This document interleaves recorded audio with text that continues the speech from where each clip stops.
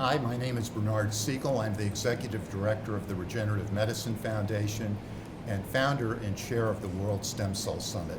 I want to welcome the live audience that's here in Winston-Salem, North Carolina, and the larger audience that is going to be viewing this wonderful presentation that we are going to be displaying over the next months. One of the finest organizations that I have worked with for close to 20 years is the Diabetes Research Institute Foundation, which is based at the Miller School of Medicine at the University of Miami. I go so far back with Camillo Ricordi, Dr. Camillo Ricordi, who was the long-serving director and chief of science at the Diabetes Research Institute, that 20 years ago we staged a conference for the United Nations, a patient advocacy conference. And Camillo was one of the scientists amongst the luminaries of Dr. Ian Wilmot, Dolly the Sheep's father, Rudolf Janisch, Doug Melton at Harvard, and really giants of the stem cell field, to persuade the United Nations not to put a ban on promising stem cell research by World Treaty, an advocacy movement that was successful.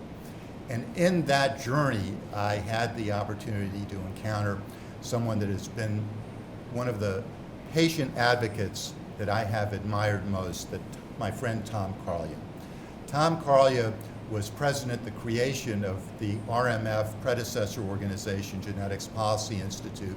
I remember having him working with me and organizing in Great Neck, New York, a fundraiser when all we had was a nice story and didn't have an organization. That's how far back I go with Tom, who's a diabetes dad. And I have encountered many patient advocates, a few of the stature and influence of Tom. One of the things we're leaning into at the World Stem Cell Summit this year is patient advocacy. And sponsoring that aspect of the summit is the HealthSpan Action Coalition.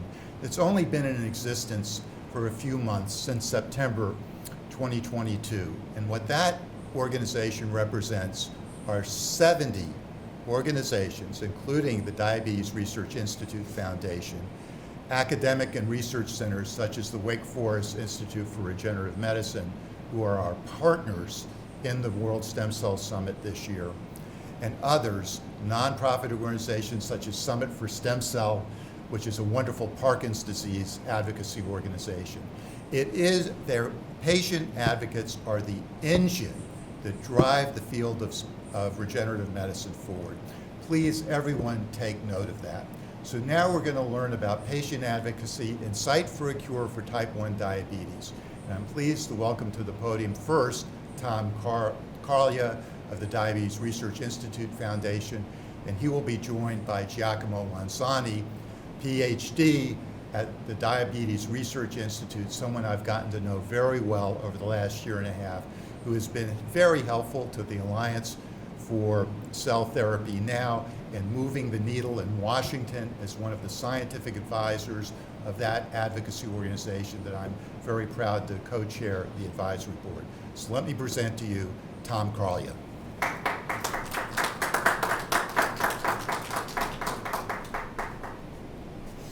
Thank you, Bernie. Good morning. Hope everybody's doing great. What an honor and a privilege for me to be here, because you're going to learn there's a lot of really intelligent people here, and maybe I'm part of that, but more than anything else, I'm just a dad. And that's how I got started on this journey. So I'm going to share with you, this is going to work, right? Maybe it won't work. No matter what, technical aspects will always be the challenge, no matter how far we come in regenerative medicine or anything else. Let me see if oh wait, I can do it manually. So I'm going to do it manually. So one of my favorite quotes was from Margaret Mead, who said, "Never doubt that a small group of thoughtful, committed citizens can change the world.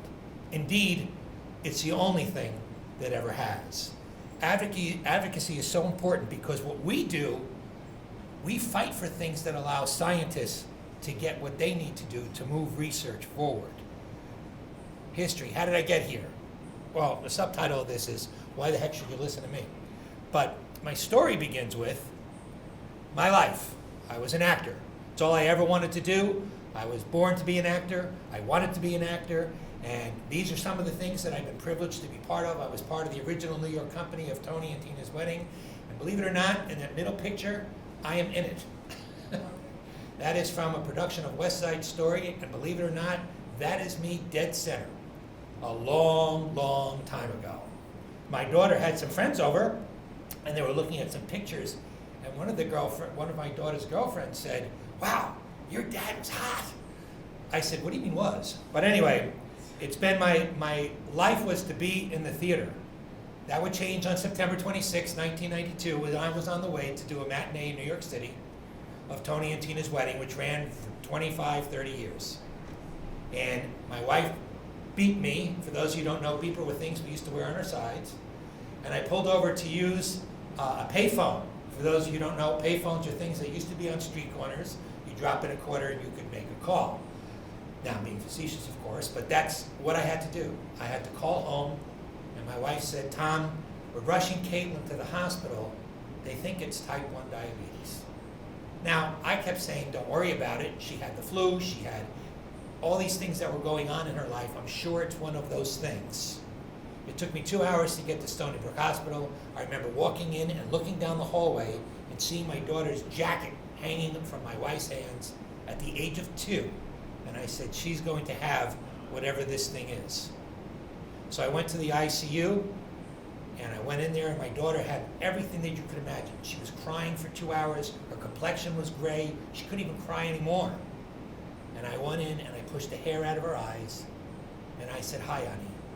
And she said, "Daddy," and she said to me 2 words that I will never forget and change my life.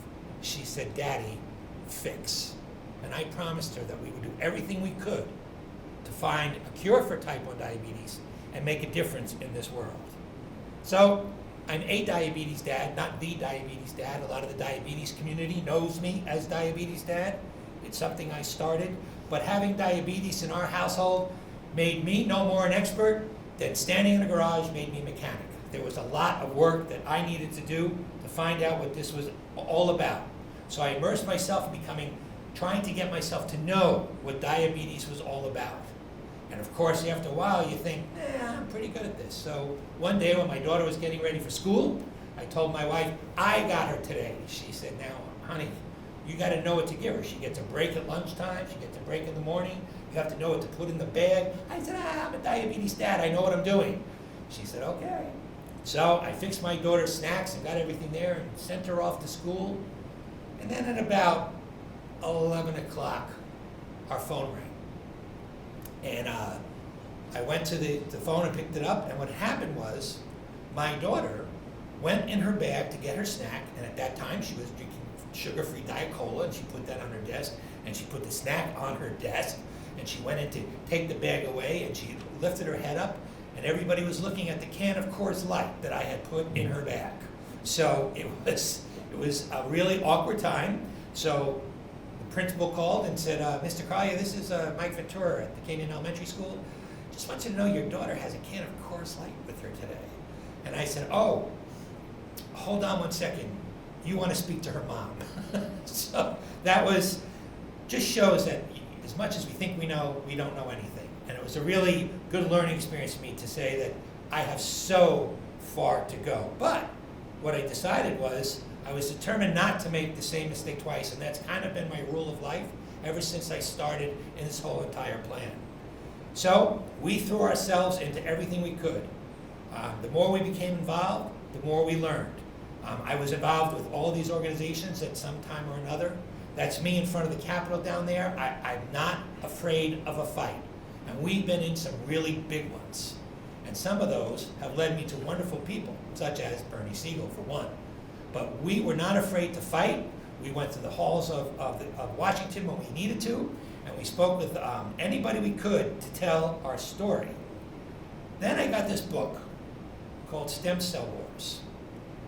Now, this is from the book. Americans have become the victims of misinformation about stem cell research over the last few years, The stem cell debate has been intensely political, religious, confusing to many people. Now that was a wonderful quote, but it was what Eve wrote to me that impacted me that's inside that book. She wrote to Tom, a fellow soldier in the stem cell wars. Best wishes, Eve Harold. Well, I gotta tell you, I read that. I said, is she kidding me? I'm not her. I'm not those. I'm just doing a battle that we need to battle. So I became an advocate. I met with anybody that would listen to me, and then in front of a group of people, I said something really silly, I guess. I said to me, I said, hey, look, everybody's entitled to their own political beliefs. Everybody's entitled to all of their own beliefs. But to me, I said, I think you're sort of more alive when you're brain dead than when you're a stem cell. Oh, well, that caused a lot of discussions. That caused a lot of people to come forward and say, what do you mean by that? And I said, all I'm saying is, we're throwing something out that we should re-look at. So I really became an advocate that we need to open up a dialogue. We can't move forward. We can't argue the argument. We've got to stick to scientific facts, what's out there, what are we doing, and how do we move forward? Well, that's what I did. And what happened? I went out to my car and somebody painted a swastika on it. Now, that was very troubling to me. Of course, it would be to anybody. And when most people, I guess, would feel like, why am I in this battle? Obviously, I'm ticking people off. And I don't want to tick people off, but I need a story. I have a story, and we need to keep telling it. So I've always looked at this, the way I look at life. You see a broken escalator there. I see a staircase. So for me, it was just a matter of figuring out what to do when adversity came in our way, to go around it, go above it, go through it. But we needed, so we couldn't stop. We learned about things that could help us on our journey. We learned about all of these different diabetes supplies, the diabetes management tools, the science that was happening out there. And the more you may have learned about life with diabetes, there's always time to learn more. Now, the reason why I'm showing you Dumbo is because we were at that ride at Disney World when my daughter, we had just checked her blood sugar, and she was within normal range.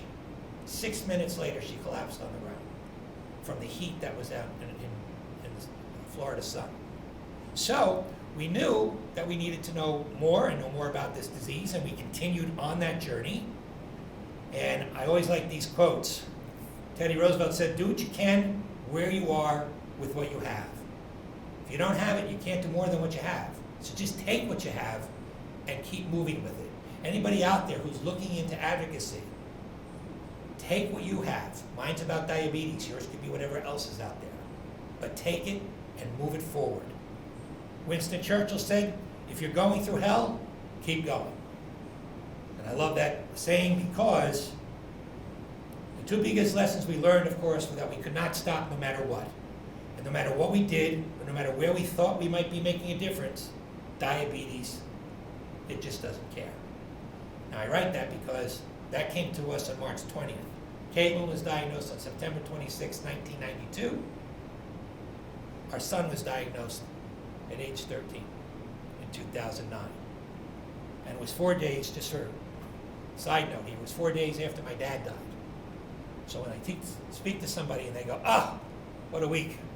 I got a flat tire in the supermarket. Oh, no, I can beat that. That was a bad week. And that was a week we had, and that's what we had to deal with. So we continued. So the first battle we had was with stem cells and trying to find out what we could about moving that dial forward. It just seemed to me that more and more kids were being diagnosed with type 1 diabetes, or more so, an increasing number of kids diagnosed were being missed. The second battle that we undertook as a family was the misdiagnosis of type 1 diabetes. What steps could we take? We're just parents. What can we do to make a difference so kids would not be found out they had type 1 diabetes upon their death, which happened a lot of times? Awareness, education, advocacy. That's not mine. That's anybody who undertakes anything. You got to know what you're talking about. You have to make people listen, and you've got to advocate for the cause that you believe in. So we continued on. These matters are important to us. We came up with a thing called the Child's Cry for Change. And what this was, every one of those people in this picture have passed away from type 1 diabetes. And I'm not telling you that to be a downer. I'm telling you because you need to know that this disease affects so many people, and everybody that does their normal everyday life, they go along and all of a sudden, bam, diabetes hits. And what happens? They go to their primary care physician, and those who aren't trained well enough, and this is why we need to keep educating. Somebody comes in with a stomach flu, a virus, they're throwing up, they're in DKA, they don't know it. And this is from a study that was done that said primary care physicians should also take parental concerns seriously and do urine dipstick tests during the consultation for children with symptoms of type 1D. So what we were trying to do is get the symptoms of type 1 diabetes to be out there everywhere we could.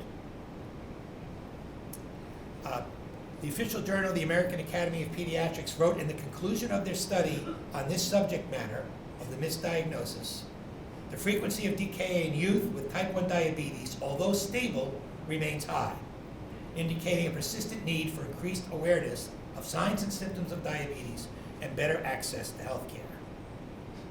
These were the alarming statistics. You all know them, and these have even changed and keep changing with alarming quickness. So I didn't have any statistics. There were none. There really aren't any. Back when we started this battle on DKA awareness. So I have a blog called Diabetes Dad, diabetesdad.org. So I did a study. And I tell everybody, this study is so unscientific, but I need you to see what's going on. Well, we had 556 responses. 50% visited a professional and were sent home and told it was a flu or a virus. But know this, we as parents, we missed it too. 556 were hospitalized, 547 survived, 4 were brain damaged, 5 had passed away. So we did these statistics, and I said, but they mean nothing because they're not proven. So I went to try to see what I could do to find somebody who could help me make them worthwhile. This is clinical diabetes.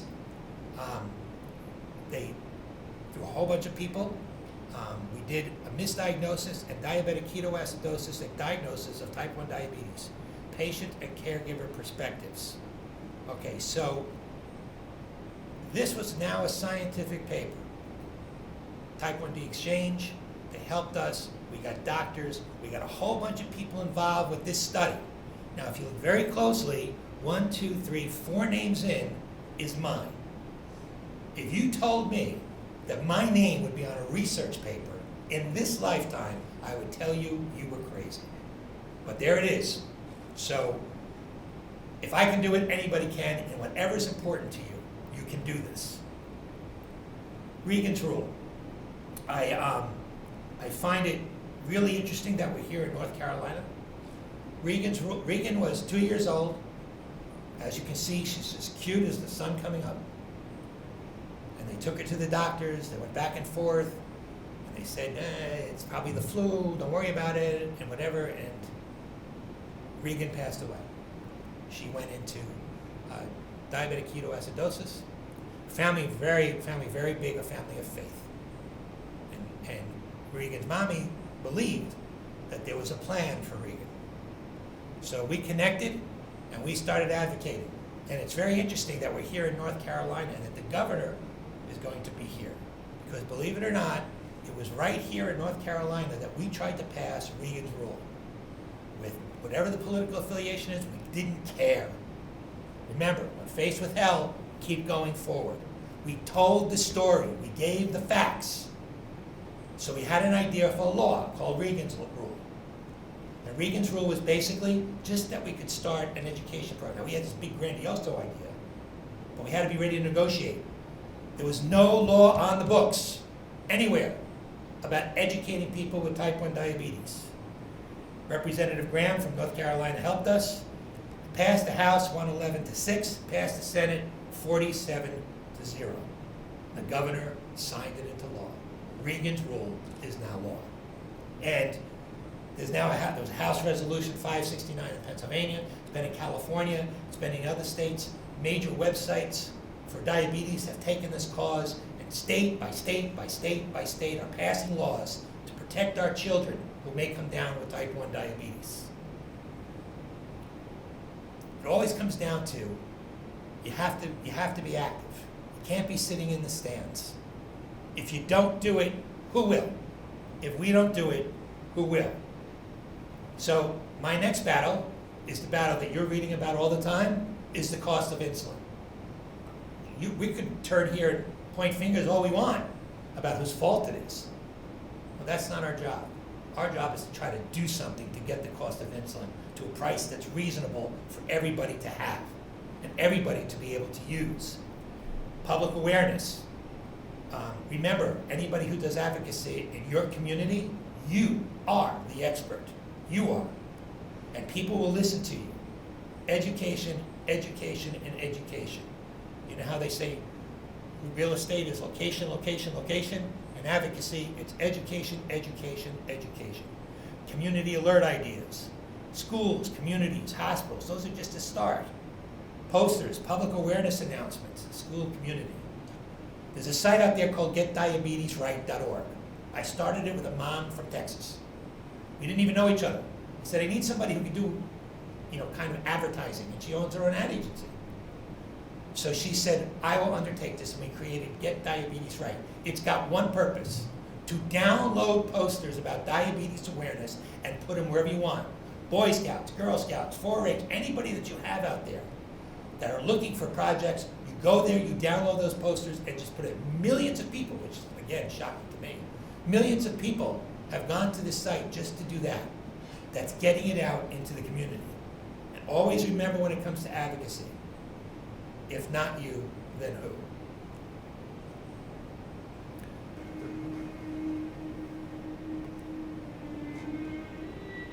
Now read what happened, Stan. He's favored to win the 400-meter dash.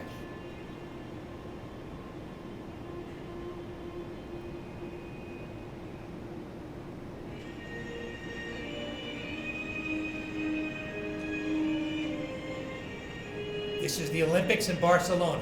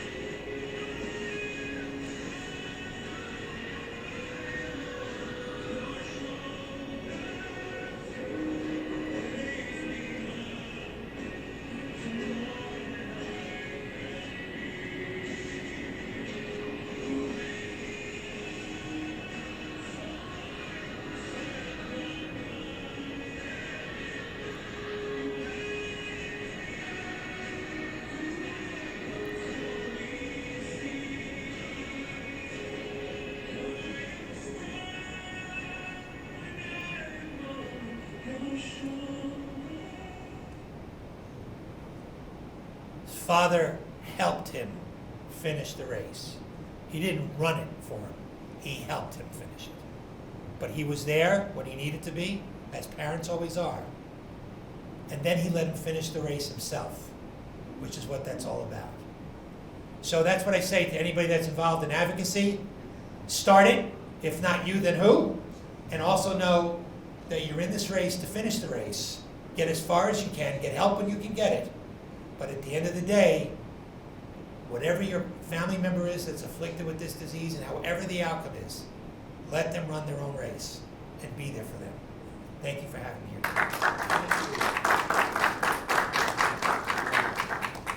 Okay, so I'm excited to be here with you.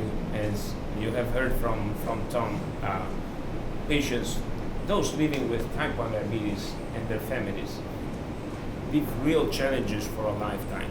And so we want all of this to be solved once and for all. So the Diabetes Research Institute is an institute that was built by families. It was built by those willing to find a solution once and for all. And we, as researchers, are working there day and night. Every day we walk in the building, we see the faces of our patients. We see their struggles, and we want to bring solutions to them. What I am most excited about is cell therapy. This is the World Stem Cell Summit. I am primarily focused on regenerative medicine for type 1 diabetes, and looking for ways to block the immune attack against insulin-producing beta cells and replacing the beta cells. So as of today, patients go through a lifetime of insulin treatment via insulin injection. It is a struggle for the subject to keep on check that glycemia day and night. The whole family gets really involved into this as the kid grows up, and the kid eventually grows into an adult and proceeds to college. And that's a very delicate time of their life when they are in charge of their own life and they're in charge of their own health in the long term. The decision they made as young kid or young adult will affect them all lifelong. And it's a struggle to maintain control of that glycemia, to maintain control of their metabolism for a lifetime. We want to solve that once and for all. So the way we're doing it is multi-pronged. So type 1 diabetes is a disease that affects the pancreas. It primarily affects the insulin-producing beta cells, that are the cells that release insulin to control glucose in the blood. These cells are the subject of an autoimmune attack. There are deleterious immune attack that goes towards these insulin-producing beta cells and wreaks havoc of these cells. Well, we want to take those immune cells out of the picture. So we're developing cell-based therapies that can interact with those immune cells and change the way in which the immune cells function. We are doing this by using cells that we call mesenchymal stem cells and regulatory T cells, Tregs. We have performed clinical trials with these cells that have given us incredible insight on how the cells work. They are truly potent immunomodulators. In a matter of 6 days, these cells will affect the inflammatory profile of recipients and entirely blunt inflammation in a matter of 6 days. This was very relevant in patients with severe level of inflammation. Half of the patients in our trial had diabetes, and we have observed a beneficial effect on outcomes of their disease as recovery, time to recovery, that was much improved thanks to this abatement of inflammation. The cells have a plurality of effect. Once inflammation is inhibited, the cells have also a major advantage in immune cells such as regulatory T cells. Regulatory T cells, also called Tregs, are at the core of the autoimmune changes in type 1 diabetes. So if we efficiently boost the regulatory T cells, we believe that we can block the progression of autoimmunity. We're also leveraging this in the context of transplantation so that we can impart an immune tolerance to the transplant thanks to these cells? Well, the effect of this cell therapy in the long term is mind-blowing. We have patients that have been followed up for 8 years in a clinical trial that was randomized and monitored by our team at the Diabetes Research Institute. And the patients who have received the cell therapy had a risk of developing complications of diabetes that were absolutely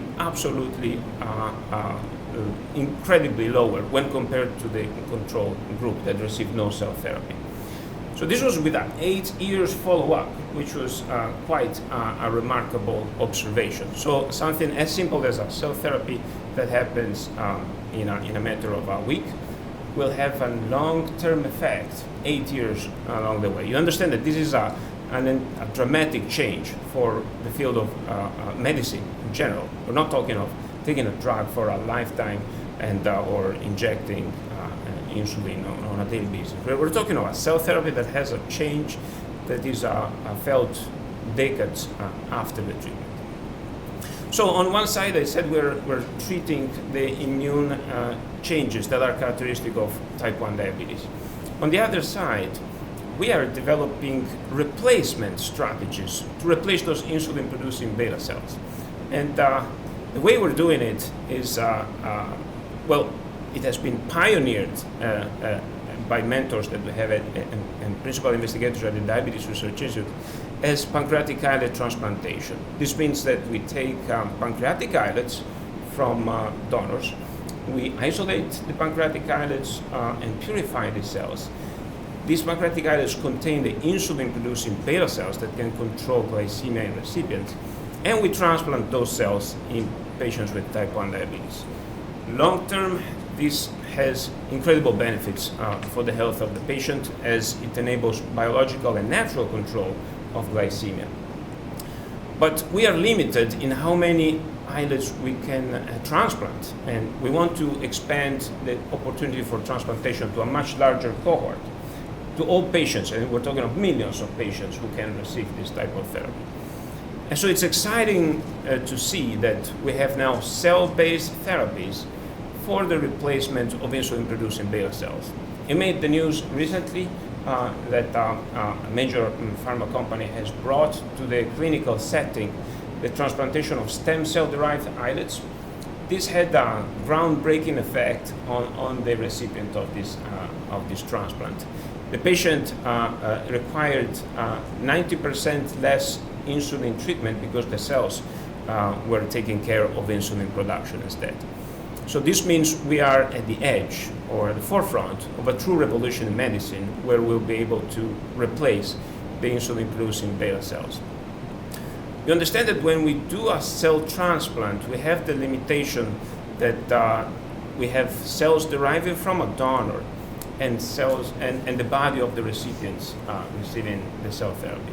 So there typically is an immune attack in this setting of allogeneic transplantation, and we want to inhibit that autoimmune attack.